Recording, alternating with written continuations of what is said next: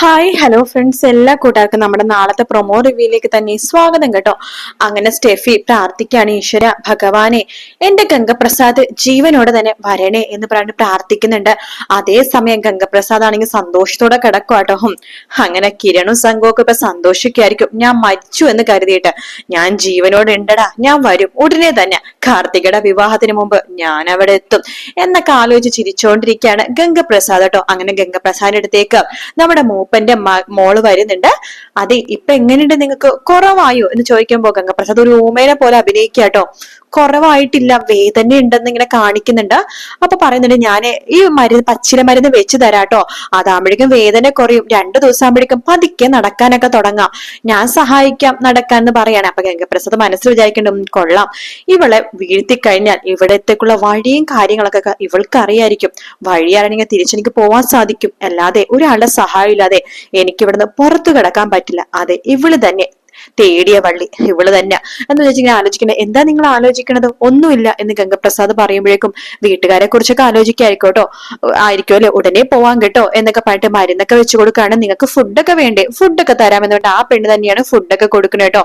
ഗംഗപ്രസാദ് ആ സമയത്ത് ആ പെണ്ണിനെ തന്നെ നോയിക്കൊണ്ടിരിക്കുകയാണ്. ആദ്യ കാഴ്ച തന്നെ ഗംഗപ്രസാദ് വല്ലാത്തൊരു പ്രണയം ആ പെണ്ണിന് തോന്നുക കേട്ടോ. ഇതെല്ലാം തന്നെ മൂപ്പന്റെ മരുമകൻ വേലുക്ക് ഇഷ്ടപ്പെടുന്നില്ല കേട്ടോ.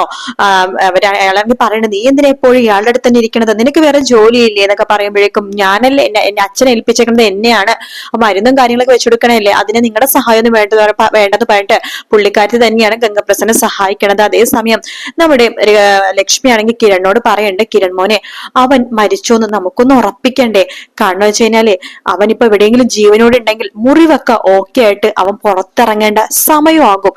കല്യാണത്തിന് ഇനിയും കുറച്ച് ദിവസങ്ങൾ ബാക്കിയല്ലേ, അതിനു മുമ്പ് അവൻ വരാൻ ചാൻസ് ഉണ്ട്. അവന് മുറിവുകൾ മാത്രമേ പറ്റിയിട്ടുള്ളൂ എങ്കിൽ, അവൻ മരിച്ചു എന്നെങ്കിൽ അവൻ തിരിച്ചു വരില്ല.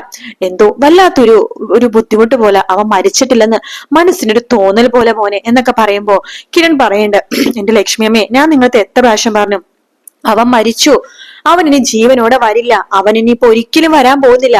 സ്റ്റെഫി ജയിലിലായി, പിന്നെ അവരുടെ ഏതെങ്കിലുമൊക്കെ ഫ്രണ്ട്സോ കാര്യങ്ങളോ ഇനി വരുള്ളൂ. അങ്ങനെ ആരെങ്കിലും വരികയാണെങ്കിൽ അവരെ ഇതാക്കാനുള്ള കാര്യങ്ങളൊക്കെ ഞാൻ ചെയ്തോളാം എന്ന് പറയുമ്പോ കാർത്തിക പറയുന്നുണ്ട്, എന്നാലും സൂക്ഷിക്കണം കിരണേ, ഞങ്ങൾ പറഞ്ഞിട്ടില്ലേ ഈ തമിഴ്നാട്ടിൽ വെച്ച് 2-3 പ്രാവശ്യവും മരിച്ചു എന്നൊക്കെ പറഞ്ഞിട്ട് ആഘോഷം വരെ ഞങ്ങൾ നടത്തിയിട്ടുണ്ട്.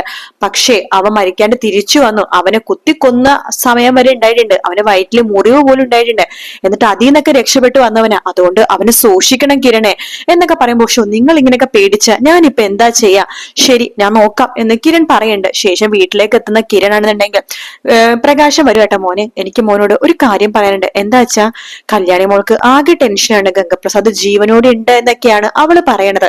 അത് അവൾ എന്നോടും പറഞ്ഞിരുന്നു, ഞാൻ എങ്ങനെ പറഞ്ഞിട്ട് വിശ്വസിപ്പിക്കാനാച്ചാ, ഞാനല്ല അവനെ കൊന്നു തള്ളിയത്, എന്ത് പറയാനാ, അവനെ കൊന്നു തള്ളിയ സമയത്ത് ആ ജഡം കല്യാണിനെയൊക്കെ കാണിച്ചിരുന്നെങ്കിൽ അവൾക്ക് വിശ്വാസമായാനെ.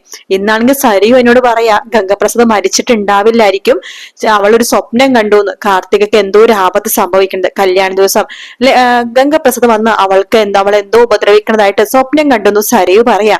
അതുകൂടി കേൾക്കുമ്പോ പ്രകാശിന് ടെൻഷൻ ആവാം. പ്രകാശം പറയുന്നുണ്ട്, ലക്ഷ്മിക്കും ഈ ഒരു ടെൻഷൻ ഉണ്ട് മോനെ. ഇപ്പതേ സരയും പറയുന്നു, കല്യാണിയും പറയുന്നു, എല്ലാവരും ഒരുപോലെ പറയാ. പിന്നെ സത്യം പറഞ്ഞ എനിക്കും ചെറിയൊരു സംശയം ഉണ്ടെന്ന് പറയുമ്പോ കിരൺ പറയുന്നുണ്ട്, നിങ്ങൾക്ക് എല്ലാവർക്കും ഒരുപോലെ സംശയം ഉണ്ടെങ്കിൽ ഒരു കാര്യം ചെയ്യാം, ഗംഗപ്രസാദ് ഞാൻ തള്ളിയിട്ട ആ ഒരു കൊക്കയുണ്ടല്ലോ, അതിന്റെ താഴ്വാരത്ത് ആരെങ്കിലും ഉണ്ടാവോ ഇല്ലയോ എന്നൊന്നും നമുക്ക് അറിയില്ല, ഇനി വന്യമൃഗങ്ങളാണോ എന്ന് നമുക്ക് അറിയില്ല, എന്തായാലും അവിടെ വരെ വേണമെങ്കിൽ പോയി അന്വേഷിക്കാം എന്ന് കിരൺ പറയുമ്പോ പ്രകാശം പറഞ്ഞു, മോനെ അത് റിസ്ക് ആണെങ്കിൽ വേണ്ടട്ടോ, അല്ല ഇങ്ങനത്തെ ഒരു സംശയം ആരും ഉള്ളിൽ വെച്ചുകൊണ്ടിരിക്കേണ്ട, അവൻ മരിച്ചെങ്കിൽ നമുക്ക് കൺഫേം ചെയ്യുകയും ചെയ്യാലോ, അവിടെ അവന്റെ ശവം എവിടെയെങ്കിലൊക്കെ ഉണ്ടാ നോക്കാം, അതവ ഇല്ലെന്നുണ്ടെങ്കിൽ അവിടെ ഏതെങ്കിലുമൊക്കെ ആളുകൾ ഉണ്ടോ നോക്കാം, അവർക്ക് ആർക്കെങ്കിലും അറിയായിരിക്കുമല്ലോ, അങ്ങനെ എന്തിലൊക്കെ അവർക്ക് അറിയത്തുമില്ല, ഇങ്ങനത്തെ ഒരു ശവവും കിട്ടിയിട്ടില്ലെങ്കിൽ വലിയ മൃഗങ്ങളും തിന്നെ നമുക്ക് വിചാരിക്കാം. എന്തായാലും ഒരു കാര്യം ചെയ്യാം, നാളെ തന്നെ ഫോറസ്റ്റ് ആൾക്കാരായിട്ട് ഞാൻ ബന്ധപ്പെട്ടിട്ട് ഒന്ന് അന്വേഷിക്കാൻ വേണ്ടിയുള്ള കാര്യങ്ങൾ ചെയ്യാം, അവരെ മാത്രല്ല വേണമെങ്കിൽ നമുക്കും പോകാം എന്ന് പ്രകാശിനോട് പറയാണ്. അപ്പൊ കിരണിനോട് പ്രകാശം പറഞ്ഞിട്ട്, ശരി മോനെ, എങ്കിൽ അവര് പോകുമ്പോൾ നമുക്കും കൂടെ പോവാം, നമുക്കും ഒന്ന് അന്വേഷിക്കാം എന്ന് പറയാണ്. ശരി എങ്കിലും അങ്ങനെ ചെയ്യാം, എല്ലാവരുടെ സമാധാനത്തിന് വേണ്ടിയിട്ടും സ്വസ്ഥതക്കും വേണ്ടിയിട്ടും അതും കൂടി ഒന്ന് ട്രൈ ചെയ്ത് നോക്കാം. അങ്ങനെ ഗംഗപ്രസാദ് മരിച്ചിട്ടുണ്ടെങ്കിൽ സമാധാനമായിട്ട് ഇരിക്കാലോ, ഏതായാലും എനിക്ക് ഉറപ്പാച്ച അയാള് മരിച്ചിട്ടുണ്ട്, ഉറപ്പായിട്ടും അവൻ മരിച്ചിട്ടുണ്ട് എന്നൊക്കെ തന്നെ കിരൺ ഉറപ്പിച്ചു പറയാട്ടോ. പ്രകാശം പെണ്ണ് അങ്ങനെ ആവാൻ തന്നെയാണ് മോന്റെ ചാൻസ്, പക്ഷെ അവന്റെ ശവം കാണാത്തോണ്ട് എല്ലാവർക്കും ഒരു വെപ്രാളം, അവന്റെ സ്വഭാവം അങ്ങനെയാണല്ലോ എന്നൊക്കെ പറഞ്ഞിട്ട് കിരൺ ഇങ്ങനെ പറയുമ്പോ, ശരി നമുക്കെന്നാ പോയി അന്വേഷിക്കാമെന്ന് കിരണും പറയുന്നുണ്ട് കേട്ടോ. അതിനുശേഷമാണെന്നുണ്ടെങ്കിൽ കിരൺ ഈ കാര്യം പോലീസ് സ്റ്റേഷനിൽ പോയി പറയുന്നുണ്ട്. അവനും ഞാനും തമ്മില് ആ ഒരു അടിയും വഴക്കൊക്കെ നടന്ന് കാട്ടിൽ വെച്ചിട്ടാണല്ലോ. അപ്പൊ അവൻ മരിച്ചിട്ടുണ്ടോ ജീവനോടെ ഉണ്ടോന്ന് വീട്ടിലുള്ളവർക്കൊക്കെ ഒരു സംശയം സാറേ. അത് സംശയിക്കേണ്ട കാര്യമില്ല. ആ കാട്ടിൽ പോയവരാരും തിരിച്ചു വന്നിട്ടില്ല. അത് കുറച്ച് ഭീകരമായിട്ടുള്ള കാടാണ്. ആ കാട്ടിൽ വന്യമൃഗങ്ങൾ ഒത്തിരിയാണ്. അവിടെ പോവാൻ തന്നെ ആളുകൾക്ക് പേടിയാണ്. അല്ല സാറേ, ഈ കാട്ടിലെ ചുറ്റുവട്ടത്ത് എവിടെയെങ്കിലും ആൾ താമസമൊക്കെ ഉണ്ടോ? ആ മുമ്പാരോ പറഞ്ഞ കേട്ടിട്ടുണ്ട്, താഴ്വാരത്ത് എന്തോ മൂപ്പന്റെ കുടിയാ അങ്ങനെ കുറച്ച് ആദിവാസികളൊക്കെ താമസിക്കുന്നുണ്ടെന്ന് പറഞ്ഞ് കേട്ടിട്ടുണ്ട്. ആണോ? എങ്കിൽ അവിടെ പോയി ഒന്ന് അന്വേഷിക്കണല്ലോ സാറേ. കാരണം കല്യാണിക്കും ലക്ഷ്മി അമ്മക്കും കല്യാണിന്റെ അച്ഛനും എല്ലാവർക്കും സംശയമാണ് അവൻ ജീവനോടെ ഉണ്ടെന്ന്. അങ്ങനെ അവൻ ജീവനോടെ ഉണ്ടെന്നുണ്ടെങ്കിൽ അവനെ നമുക്ക് എടുക്കണ്ടേ സാറേ? തീർച്ചയായിട്ടും എടുക്കണം. അല്ല കിരണിപ്പോ അവിടെ പോയി അന്വേഷിക്കാനാണോ? അതെ, എനിക്കതിന്റെ സാറിന്റെ സഹായം കൂടി വേണം. ഒറ്റക്ക് അവിടെ പോകാൻ പറ്റില്ലല്ലോ. മാത്രല്ല അതിനുള്ള പ്രൊട്ടക്ഷനും കാര്യങ്ങളൊക്കെ തന്നെ വേണം. വന്യമൃഗങ്ങൾ ഒത്തിരിയുള്ള കാടല്ലേ. അതേ കിരണേ, നമുക്ക് രാവിലെ പോലും അങ്ങോട്ട് പോകാൻ പറ്റില്ല. വെളിച്ചത്ത് പോലും കാട്ടാനകൾ ഇറങ്ങുന്ന സ്ഥലമാണത്. കാരണം അവിടെ പുഴകൾ തന്നെയാണ്. കിരൺ കണ്ടതല്ലേ, ആ പുഴയിലാണ് കാട്ടാനകൾ വെള്ളം കുടിക്കാൻ വേണ്ടി വരുന്നത്. അതുകൊണ്ട് സൂക്ഷിച്ചും കണ്ടൊക്കെ പോകാം. ഒരു കാര്യം ചെയ്യാം, നാളെ തന്നെ ഏർപ്പാടാക്കാം എന്ന് കിരണിനോട് എസ് ഐ പറയാണ്. കിരൺ ശരിയെന്ന് പറയുന്നുണ്ട്. ശേഷം വീട്ടിൽ വന്നിട്ട് കിരൺ പറയുന്നുണ്ട് പ്രകാശിനോട്, അച്ഛൻ നമുക്ക് നാളെ തന്നെ കാട്ടിലേക്ക് പോകാം, നമുക്കൊന്ന് അന്വേഷിക്കാം എന്നൊക്കെ പറയാണ്. നാളെ തന്നെ പോകാന്നോ? അതെ, നാളെ തന്നെ പോകാന്ന് പറയുന്നുണ്ട്. അതേസമയം ഗംഗപ്രസാദ് ആണെങ്കിൽ ആ ഒരു ദിവസം കൊണ്ട് തന്നെ ആ പെണ്ണിനെ വളച്ചെടുക്കുക കേട്ടോ. വളച്ചെടുക്കേണ്ട ആവശ്യമല്ല, ആ പെണ്ണ് ഓൾറെഡി വളഞ്ഞിരിക്കുകയാണ്.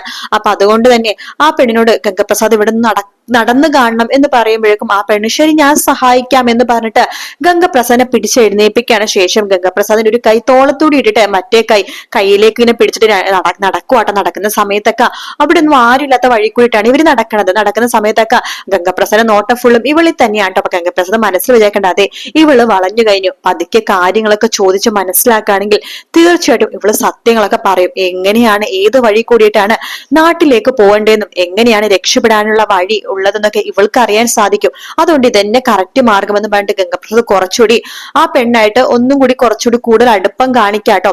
അപ്പൊ ആ പെണ്ണ് തുറന്നു പറയുന്നുണ്ട്, നിങ്ങൾ ആദ്യം കണ്ടപ്പോ തന്നെ എനിക്കൊരു നല്ല ആളായിട്ടാണ് തോന്നിയത്. നിങ്ങൾ നല്ല ആള് തന്നെയാണല്ലോ അല്ലെ എന്ന് ചോദിക്കുമ്പോഴേക്കും ഗംഗപ്രസാദ് അതെ എന്ന് പറയാട്ടോ. അപ്പൊ ഇങ്ങനെ തലയാട്ടുന്നുണ്ട്. എനിക്ക് നിങ്ങളെ ഒത്തിരി ഇഷ്ടമായിട്ടോ എന്ന് പറയുമ്പോഴേക്കും ഗംഗപ്രസാദും ആക്ഷൻ വഴി കാണിക്കാണ്. എനിക്കും നിങ്ങളെ ഇഷ്ടമായെന്ന് ഇങ്ങനെ ആക്ഷൻ വഴി കാണിക്കാണ്. അങ്ങനെ ആ ഒരു ദിവസം കൊണ്ട് തന്നെ ഗംഗപ്രസാദ് ആ പെണ്ണിന്റെ മനസ്സിലെ കാര്യങ്ങളൊക്കെ മനസ്സിലാക്കാണ്. ഇവിടെ എവിടെയൊക്കെ വഴിയുണ്ടും, എങ്ങനെ പോയാലും രക്ഷപ്പെടുക, വന്യമൃഗങ്ങളുടെ അടുത്തുനിന്ന് രക്ഷപ്പെട്ട് എങ്ങനെ പുറത്തേക്ക് കടക്കാം എന്നുള്ള കാര്യങ്ങളൊക്കെ മനസ്സിലാക്കി പിടിച്ചെടുക്കുവാട്ടോ ഗംഗപ്രസാദ്. അതേസമയം പ്രകാശനും വിക്രവും കൂടി കാട്ടിലേക്ക് വരുന്നുണ്ട്. ആ സമയത്ത് ഗംഗപ്രസാദിനെ അവിടെ കാണോ ഇല്ലയോ എന്നുള്ളതാണ് നമുക്കിനി ഈ വീക്കെൻഡിൽ കാണാൻ പോകുന്ന പ്രൊമോ. എന്തായാലും രണ്ടുപേരും കാണുമായിരിക്കും. കാരണം ഗംഗപ്രസാദ് ജീവനോടുള്ള കാര്യം കാട്ടിലെത്തുമ്പോൾ കിരണിനും പ്രകാശിനും മനസ്സിലാവും. പക്ഷെ അവര് പിടിക്കോ ഇല്ലയോ എന്നുള്ളത് നമുക്ക് ശനിയാഴ്ച വീക്കെൻഡ് പ്രൊമോയിലെ അറിയാൻ സാധിക്കുള്ളൂ. വീഡിയോ ഇഷ്ടപ്പെടുകയാണെങ്കിൽ ലൈക്ക് ചെയ്യാനും സബ്സ്ക്രൈബ് ചെയ്യാനും കമന്റ് ചെയ്യാനും മറക്കല്ലേ കേട്ടോ. മറ്റൊരു വീഡിയോ ആയിട്ട് കാണാം friends. Take care. Bye bye.